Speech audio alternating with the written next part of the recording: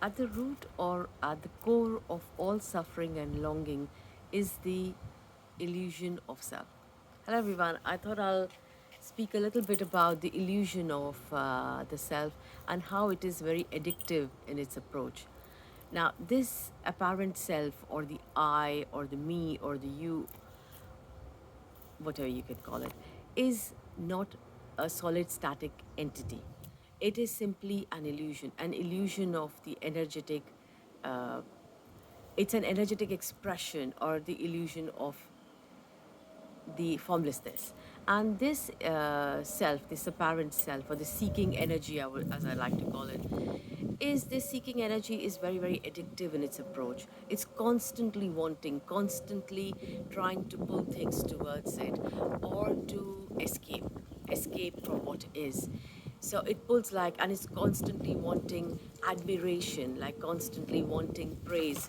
It needs praise all the time, or about its whatever looks or intelligence or whatever you can say.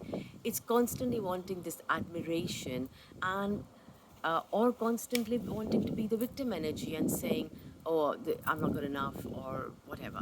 And this constant addiction, whether it is of praise or of hating this self or whatever, this constant seeking constantly feeds itself in a very circular motion. So, and the more it feeds, the more it seems to apparently grow. And then it continues in this apparent circular motion and it is never at rest. But this self or this seeking energy is not done by you. It is simply an expression of the formlessness. And this cannot be got rid of because it's simply an illusion. And there is no continuity. There's not like the self continues. It simply appears and disappears. And it's more like a seeking energy, more like that restlessness, which is very addictive in its approach. And this addiction can never be satisfied. It's like an insatiable pit. It's like a bottomless pit. How much ever you feed it, instead, how much ever it feeds, the more it feeds itself apparently, the more it grows. And the more the seeking, more the fraud kind of, because the more it is seeking, the more it is wanting more. It's constantly growing in that apparent circular motion. Whereas all that appears is simply emptiness.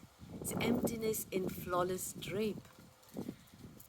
But this apparent self uh, or this apparent seeking entity seems very addictive.